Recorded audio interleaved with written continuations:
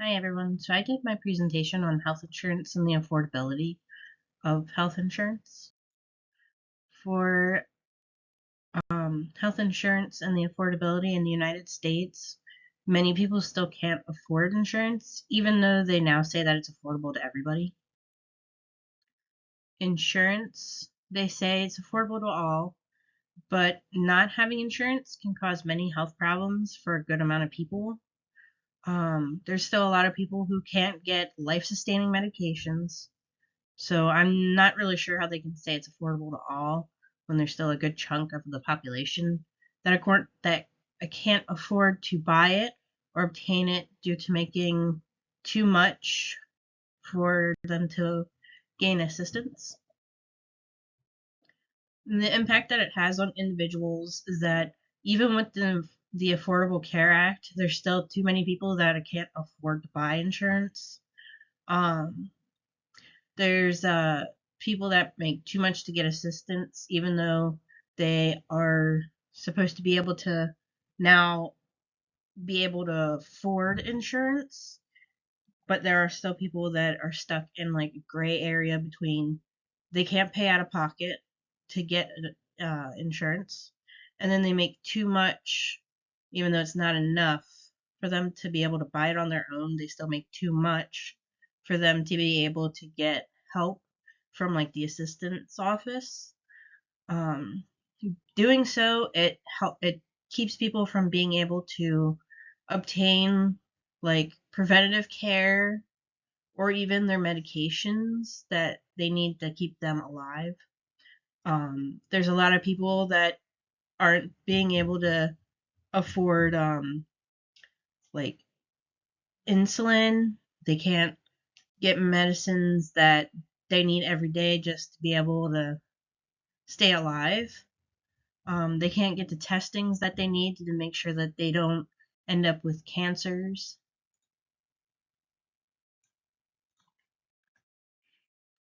The impact that it has on communities is that there's people that desperately need care but cannot afford it and cannot get the insurance to be able to get like their medicines or to um, be able to like go to the doctor and be like, hey, I have this sore. Can you please check it because it might be something?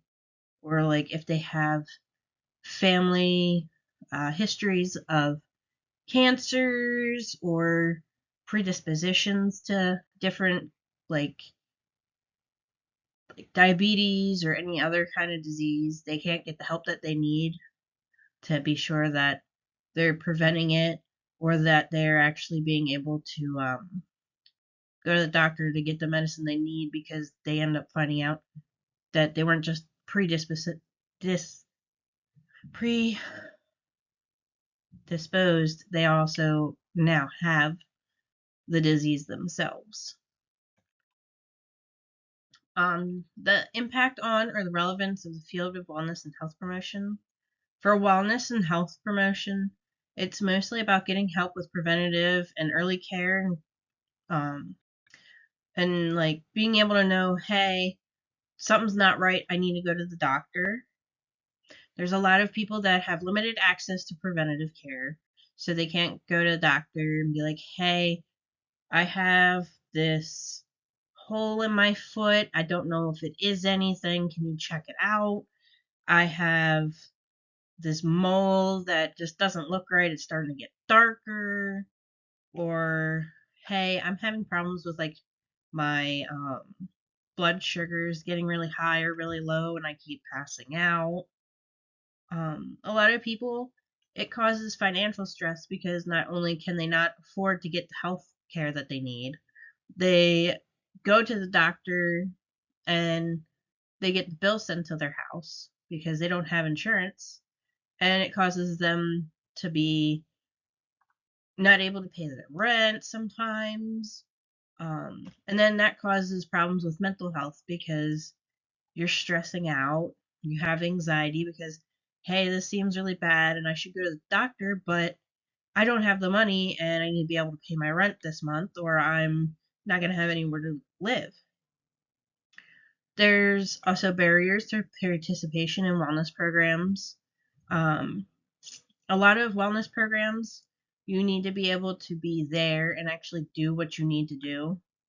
You can't just pick and choose when you go. And if you don't stay and do the wellness program the way you're supposed to, then they're going to end up telling you, hey, well, we can't keep you in the program. It also causes problems with emergency care and the fact that treatments are really costly. If you go to the emergency room and you don't have insurance, um, say you need a breathing treatment because you have asthma, that's thousands of dollars right there just for the doctor to see you and for you to get that breathing treatment. There's barriers with health education and resources because people can't go to the doctor and get the education that they need and the resources they need, like getting an inhaler for their asthma, knowing how to take their inhaler the correct way if they do end up getting an inhaler. Um, so instead of like doing the puff of air, they might just like try and spray it at their face. I have seen that happen. Health disparities. Um, there's a lot of people that with not enough insurance or without any insurance at all, they end up just having more and more issues than what some other communities will have. So pretty much for me, underinsured and uninsured populations have a lot of obstacles so that they can be the healthiest that they can be. It causes problems with health promotion strategies because they're not being implemented correctly. Also, it's also impactful because of the fact that there's so many barriers that need to be addressed before these people can actually have the care they need. Um, and we have to be able to help all of those instead of just some of those. And these are my resources. I hope that helped.